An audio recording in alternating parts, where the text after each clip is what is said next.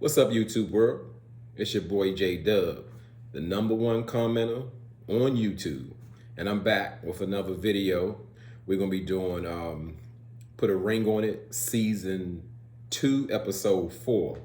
And before I get started, I want to mention my sponsor for my video. No, not really my sponsor. You see my shirt on, it says Speak Your Speech. That comes from the famous YouTuber, Miss Misha _IMO. And that if you're new to my channel, you're not familiar with Miss Misha _IMO, you gotta check her channel out. I wouldn't have to sell it to you because I mean, once you watch her one time, you're gonna be hooked because the channel is complete. And I'm just she's not my sponsor, but I'm just showing some love to her channel because certainly she definitely helped build up my channel when she didn't have to. So this shirt saying "Speak Your Speech," that is one of Miss Misha's catchphrases. It's pretty famous, you know. So do me a favor, if you haven't subscribed to her channel, please do so, because surely you won't be disappointed. So I'm gonna go into to the episode, and it didn't it really, as I said, with this show, I wasn't like so excited about watching it. Like the first two were like, but once I got into episode 3, I was all in, and this one was even better. So we're gonna go right into it. So it started out with LaRonda and Sean, and finding out, will LaRonda go out a second date with her Sir James. And she had like made a whole bunch of like excuses and just trying to reassure Sean, you know, that he's the one and he doesn't have any thing to worry about. She chooses him, and she just felt like she's doing exactly what Dr. Nicole doesn't want. She's so wrapped up into Sean's feelings that she just doesn't want to. She just doesn't want to hurt her. And I don't see why not, because to me, like, Sir James and LaRonda they seem to match. They seem to mesh. And she actually went out on a bowling date with him, and they seem to talk and just do well together. But as I said, it's more of like a codependency thing with her and Sean. She's guilty of participating in that toxic relationship. Now Sean was asked, would he go out on another date with his date Brittany, and he said yes. He said yes with a capital Y. You know, it more so sounds like that he is doing it more so to get back at LaRonda for accepting another date with Sir James. And LaRonda said, yeah, I'll take another date with Sir James, only really because Sean took me through it. And I cannot imagine, Sean probably kept LaRonda up all night just because she said yes to going on another date with Sir James. And as I said, they have a really unhealthy relationship. And I don't know what's going on or what's making sense about it. You can clearly see like Sean is so insecure and he's holding on to LaRonda for dear life. And as I said, to me, Sean, he really shrinks LaRonda. She has, like I said, a huge personality. She likes to have fun and she's lighthearted, and he dims her. You know, she's a light. So, but one thing Dr. Nicole really mentioned about Sean, and she said about LaRonda, that they have like nonverbal cues in communicating, like they don't like something, because it's almost more so like a manipulation. Every time somebody says something, like you know, or making sounds, and by Dr. Nicole pointing that out, I think it helped a lot, like to make them aware, like the things that they're doing, because it's a form of manipulation. Now, so many people get on Dr. Nicole like about her advice, or how, you know, she's all over the place, or I mean, I would agree in a sense when she started getting into those riddles and stuff like that. Sometimes that doesn't make sense, but overall, I'm a Dr. Nicole fan. I think she's pretty much on point and can kind of point people out. As I told her, she need to be on she need to continue fix my life. Dr. Nicole fixed my life. I think she'd do a great job. So they go into asking again, Darian, will he be going on a third date with Kai? And of course, as I said, I called Darian the Mike from last season, like how you always struggle to keep going on the same date with the same woman. And again, Dr. Nicole pointed out that if he's having a tough time or it seems he's struggling, but Darian always act like he's struggling, like everything dealing with Kai is such a,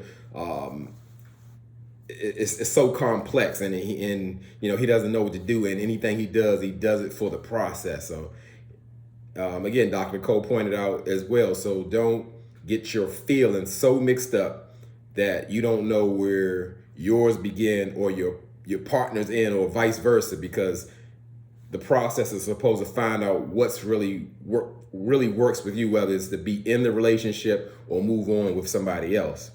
And they go to Eric and Jessica, and they show them like in a car, just having a conversation about what was going on, in the meeting. And it really, to me, it showed a lack of substance. Not that that was a secret, because Eric had pointed that out, like their relationship needs more depth, and it really showed up in that car conversation with them. And I was just like, wow. It's more so, it seems like Jessica wants to make Eric jealous, and that's like her highlight of everything. Not so much working or building on a relationship. It's just he needs to show her that he wants her by being jealous about her going on another date, because she said, well, he should be, he got something to worry about, because actually Dr. Nicole would not allow Eric to go on another date because he didn't accept another date with Tanisha. So him and Alexia need to, I guess, work on their communication within their relationship. Everybody else can go on their repeat dates. And they go to Darian and Alexia at home, and they're talking about the meeting, and it just really, this episode, it really exposed how dysfunctional their relationship is. In so many ways, there's so many red flags, there's so many issues that are like uncovered in this episode, and it just confirms more like, why are they together? Should they be together? And most people, from after hearing what they're hearing or seeing what they're seeing, is no. So when he's like talking to her, I noticed like he doesn't make eye contact with Alexia. He'll like look away, cover his face, or even close his eyes. I don't know if he'd be squinting, he just like be going through it, just like all this, like he's struggling to look at her and talk to her, because why you see it. So if you see him on a date with Kai, he's looking directly straight in her eyes, gazing at her. When he's talking in the confessionals, he's clear and concise, but I can see what it's saying. He's deflecting like within their relationship to try to get off the serious subjects, and everything is again a struggle. And I don't really understand. But they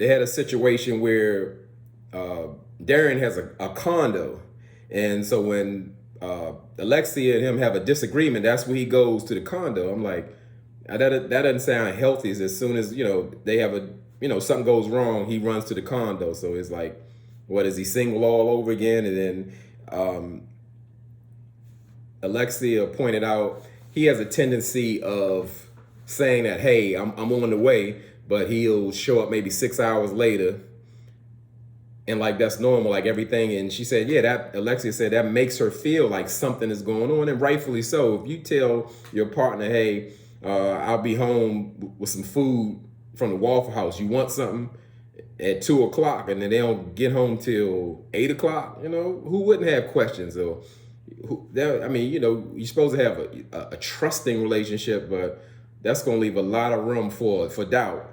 So she said he has a habit of going out of town, and he'll text Alexia and say that he's already out of town, he done left, and he don't really contact her until he get back. And Alexia like, that makes me feel like something's going on, because it almost sounds like they're like living separate lives. As they're saying that they live together, how are you gonna again, leave your partner, go out of town, notify them once you're out of town, and like you can't be contacted, and you get back with them when you get back. I mean, it's like a lot of red flags. It's things we didn't know, but it's like it's just getting worse, and it shows that they don't really belong together. And one thing I saw from Alexia, where she was, when they were having an argument, she was kind of defending her male friends and telling Darian, you know, like, they support me, or he supports me, you know, just because he puts heart eyes under my picture, that's nothing. You don't support me. And they just go into a big back and forth where you can see it's like a void in their relationship. So Alexia has a male friend that she really depends on for support, and it sounds like she's closer to him than Darian, which poses a problem. But hearing all those situations that's going on in a relationship, I guess I could see why she would be linked up with someone else of the opposite sex. But it certainly doesn't sound like it's healthy for their relationship, and I could see that Darian would have a problem with that, even though he's messing up. So I guess she's trying to fill that void from what she's not getting from Darian. So they show Darian and Kai going on a date, and they go go-kart ride. And Darian said something very interesting that normally, you know, on this channel, you know, my motto is say what you say. And something I really wasn't going to touch, but thanks to Darian, he did it for me. Now I can touch it and say what I can say and feel comfortable. First thing he said on that date, he said he needed to get to Kai to feel that feminine energy, which just saying that in so many words, that he doesn't receive that feminine energy from Alexia. And from the beginning, I always saw that. I don't know if it was based on because she's a former pro athlete, or, you know, that's just her demeanor or her ways. And I never saw that. I didn't see like they had, let's call it a traditional relationship, or more so I can see like how she wanted him, or she reminded me of like his friend. And that's how she comes off to me with Darian. And just going on their relationship history, as I said, it's more of like a toxic circle, and like she's stuck on it, and Darian's just having his way and enjoying all that he can from Alexia, whatever that is. And because it appears that he can really do what he wants to do. You know, we'll use their phrase. They've been on and off again relationship for 14 years, and he's just operating how he wants, and Kai just goes with it and supports him. And also on that date with, not Kai, Alexia. Also on that date, we learned that Darian has kids. And he's, you know, when I say kids with an S, I'm like, whoa, you know, you're on a 14-year on and off again with Alexia. I wasn't aware that y'all had kids at all. So, but apparently we learned that they didn't have kids. He had children with someone else. So now they go to the next date with Sean is meeting Brittany at the studio. And then that's why I got to use that word date lightly, because it actually wasn't a date. Sean was actually just meeting Brittany at the studio. And really, I'm not surprised. He said, again, to me, it was more of a so-called revenge date, that he wanted to see Brittany because LaRonda said yes to Sir James of going out with him again. And so he's just watching Brittany do her thing and sing. And then you listen to the lyrics. As she said, it sounded like she made a song towards like their situation. And, you know, Sean gets all emotional and everything about that, because he like you said, he's emotional. He tells her like, I'm a crier and all those kind of things. But Sean really did surprise me, which a lot of people could take notes on what he said. It was more in a summary of like holding grudges, like, because Brittany asked Sean, well, hey, you seem like you would apologize, you know, if you did something wrong, or, you know, like you have accountability. And Sean was like, more like, yeah, I actually would, because, you know, people tend to wait days to apologize. And he said at that time, I could be spending that time loving on you or loving on the person, you know, when we're going to be mad. And I thought that was an excellent point. Sean came off really emotionally intelligent in that moment. and not so goofy or awkward and weird, because he understood that like you're wasting time in relationships being mad. Life is short. You don't even know how much time you got together or on this earth. Why spend it, holding grudges, being mad about something that could be resolved? And I thought that was an excellent point. And like I said, any and everybody who may have a tendency to hold grudges or stay mad could really take pointers on that. And I was really shocked by that. So as Sean was talking with Brittany, like he could feel and see the compatibility. Like Brittany almost pointed out, like we're actually like the same person. And in his confession, Sean said that, hey, if I was with Brittany, I know what I would get. And that made sense because, as I said, from their first date, I saw it from the beginning, because like they're in the entertainment field or just their vibe. It appeared that they had a connection, or they actually could have done something. I said only way I would go against it, because they're two struggling, appears to be struggling entertainers, but they would really understand each other's lifestyle, but he wouldn't give it a chance. And just like this, he saw it and felt like he should run away from it, because of course Sean only really cares about LaRonda. So he won't even allow himself, as they say, in the process, to find out if someone else may be better for him. So he felt it. He ended the so-called date or the meeting at the studio. Was like, hey, I felt that connection, so I'm gonna go ahead home. And I had Brittany wondering, like, I felt the connection, but I'm not sure where he's at in his mindset. So she saw him like pull away and just like, well, I'm gonna get out your way and leave, when they actually supposed to be meeting and connecting. So we go to Jessica's date with Clarence. They actually go on a gym date. And throughout the date, they're flirting back and forth. And Clarence is having Jessica do certain exercises, that'll show her body off. And, they was, it was just like a cute little date, just connecting and just having fun. And Jessica actually asked Clarence to take his shirt off. And he was like, well, I'm a bodybuilder, and I'm about to unpack it, something going on. And I mean, he did, and she was like really impressed. But then she like looking at his body and touching on it, and then saw his tattoos. Like, who is Dana? He's like, music went. Oh, that's my ex-wife. Let's go over there and talk. I thought that part was really funny. It just changed the whole energy and the vibe.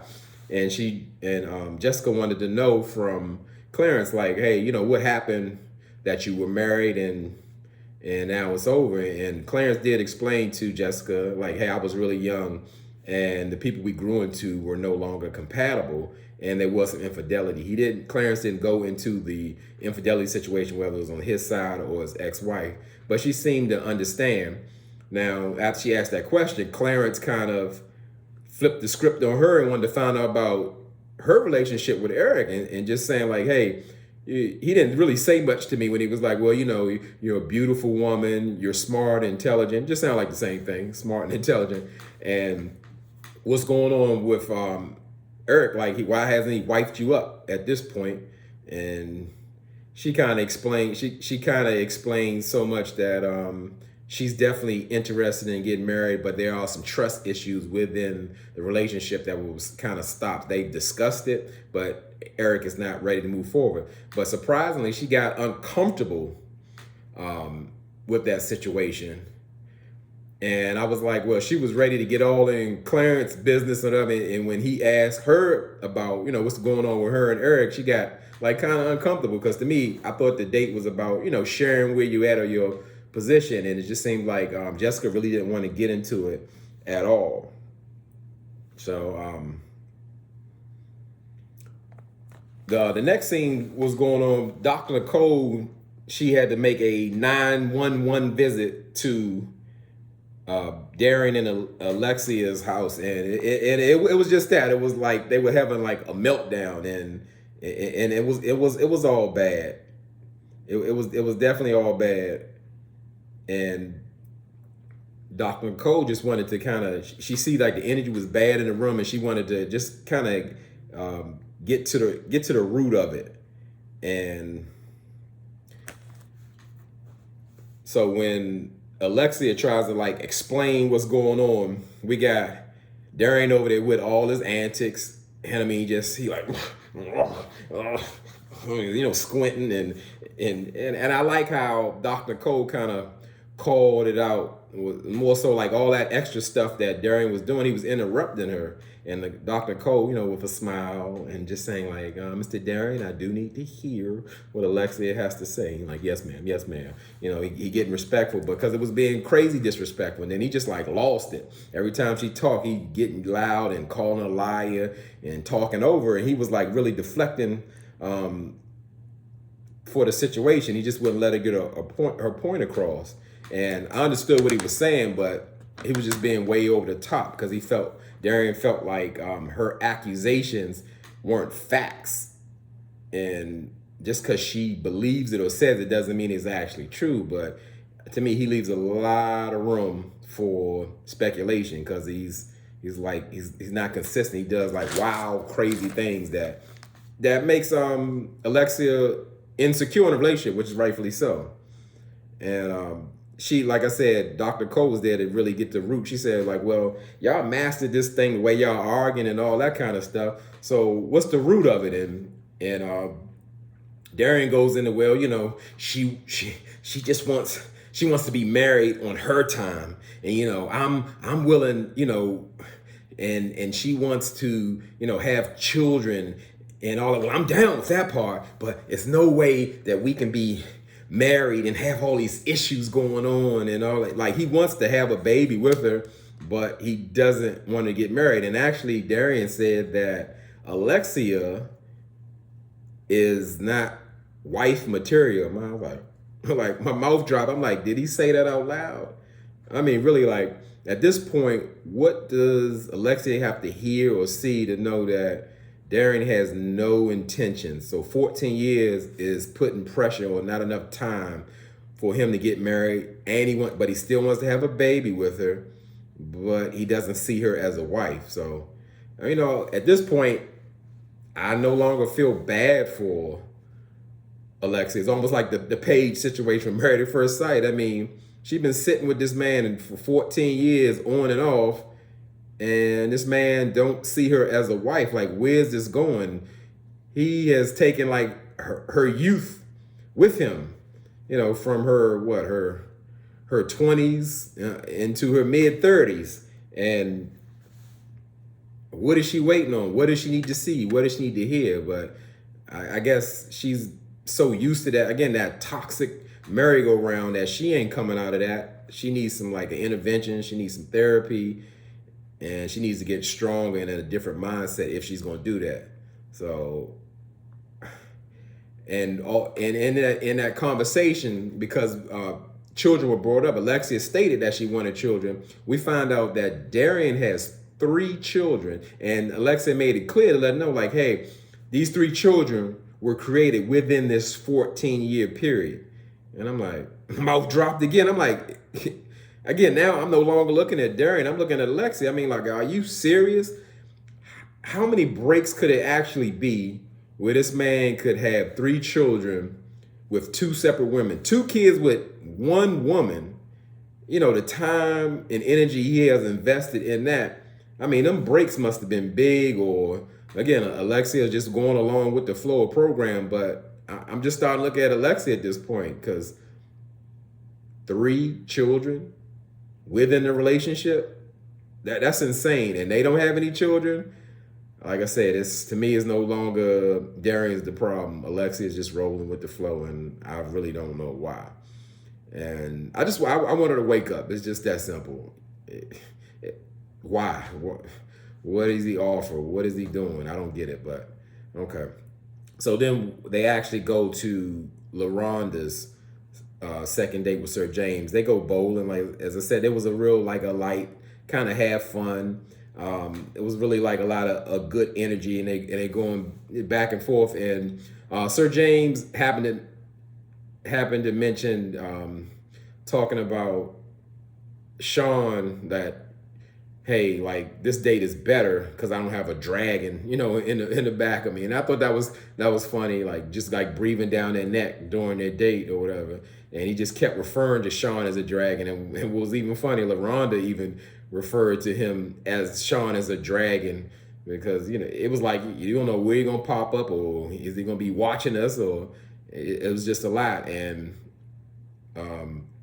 LaRonda appeared to be really connecting with the confidence of Sir James, and that kind of matched her flow and how things were, and showed her like what she wasn't getting with Sean. So I really thought they connected well, and the conversation was flowing, and they were just having just a whole bunch of fun competition doing bowling, and I was like, well, it looks like they're gonna be on the third date.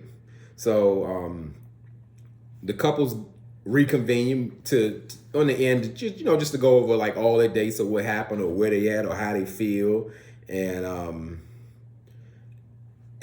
finally Darian comes out and flat out and says, hey, I really have a problem with Alexia's male friends, and I'm not my issues with that are not being taken seriously. And I understand what he's saying. I don't know if he has legs to stand on, and that's why I really believe like that male friend or male friends are present in her life, because obviously there's plenty of situations she's going through and things that she's not getting in from the relationship with Darian.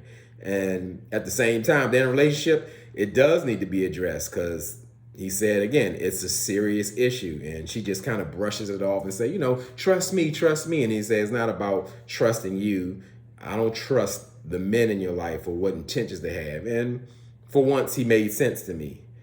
And again, my favorite, Dr. Nicole, just put it out there and putting out some great relationship advice and saying that, hey, if you have a person, place, or thing that's causing division within your relationship, that has to be addressed, that has to be dealt with. You first deal with it like individually with yourself, and then you deal with the problems. Like you got to do what's best for yourself in that situation and really focus on eliminating those problems. So again, hats off to Dr. Nicole. She gives some great advice. I get a little lost when she started getting into the riddles and the paints and the colors and all that. I understand it, but sometimes I think she kind of go too complex. But overall, I think she does a great job in breaking things down for the couple.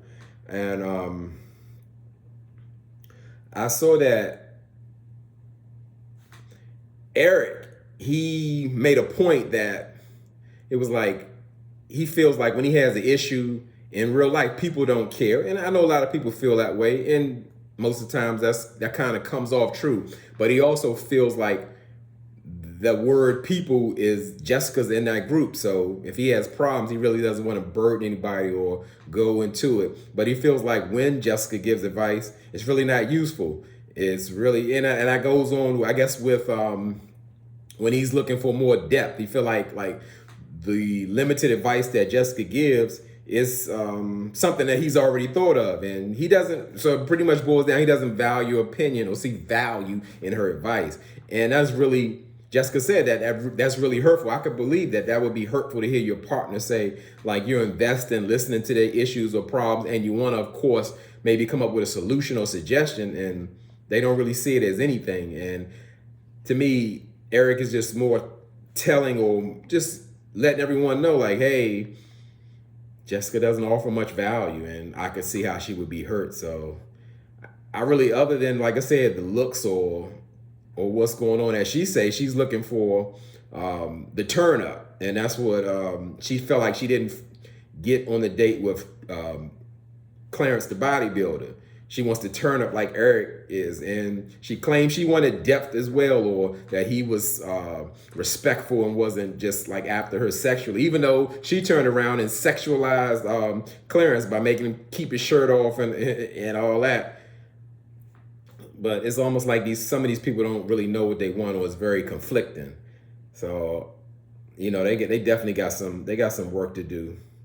Now, something that really threw me off, that LaRonda, she put it out there like she didn't have like a great time with Sir James. It was more so like she felt she was leading the date. And of course, we only can go into snippets of what we saw on the date, but it looked like the date went well with Sir James. They were conversing, going back and forth, asking different questions, both sides, but she more like downplayed it and said like, hey, it just wasn't there. I'm like leading the man or leading the date, and like almost he didn't have much to offer. And I'm like, I'm shocked. I thought, the guy had confidence, y'all got along well and everything, but that wasn't the case. And Sean was like this. Yeah, because he don't want her to go on a date with nobody or connect with nobody. And that was something. It just, that again showed that toxic codependency that LaRonda and Sean has. But what really surprised me is when Sean was asked, did he want to go on another date with Brittany? He surprisingly said yes. And like I said, I always thought that they had that connection, and he's going to, I guess, give it another try. And I'm like, whoa, that really, because I thought Sean was just going to turn down every date because he was like running from the connection. So I can't wait to see how that goes. Is Sean really going to give it a chance, and go through the process? So they get with Darian and Alexia, and Dr. Nicole got in there. I guess he's trying to figure things out because, again, he got are you going on another date with Kai? I think for the process is for the best. He got to make an excuse and squint his eyes and struggle internally and show up that, it's such a hard decision. And he's doing it for the benefit for him and Alexia. And Alexia's just tired of it, and rightfully so. Like, come on now, you get ready to go into, I gotta sit here and watch you develop a relationship with another person, and you're not working on us. And she's like, she's done with it. She's offended. And the guy, Darren, he's a deflector, and he always look for something to pull or grab on to prove his point, and not that he's making such a point. So he even went back and going on a play. If one of the other couples said, I think it was Sean, he was saying like, I recognize hot water and stuff like that, so I want to stay away from it. So Darian used his word, I want to play in the hot water. And also Sean made a reference to, I guess, going back on a date with Brittany is like going into the lion's den and trusting yourself in the process. And what Darian say, well, I think I'm going back in the lion's den, and Alexia was like over it. She was like done, and she walked out, and rightfully so. I get it, because it's like he's playing in her face now. It's just too much, and I hope that she finds enough strength to walk, but I don't believe she will. That 14-year thing is something in itself, something probably beyond that we can't understand if you haven't really experienced that, because I cannot imagine how much she has gone through, or she voluntarily went through by staying with Darian. The 3 kids are just the tip of the iceberg, and all the not showing up and missing and going out of town. And I mean, like, doing all that for what? He working, he rapping. It ain't there. He like totally plays on Alexia's insecurities. He got her mind, and he know just what to do and to say, and kind of switch things and flip things. And when things really get serious or issues come up, he either like over talks or go into something else and deflect and get away from the situation. So for the final scene, we just see her walking. I don't know where she walking. She out of there. She tired of him. She tired of it. She over it. And it just goes into the next episode. And again, I can't wait. It's getting, the excitement is building and building, and I'm just looking forward to it. I'm here for it. I'm so glad I decided to go ahead and review this show. So as I say, anytime, each and every time, I appreciate everybody that stay rocking with me, supporting it. The support is overwhelming. It keep coming. It keep growing. And I'm just so thankful. And I say, y'all could be anywhere in this YouTube world, but you're deciding to be here with me. I appreciate that, and I really mean it.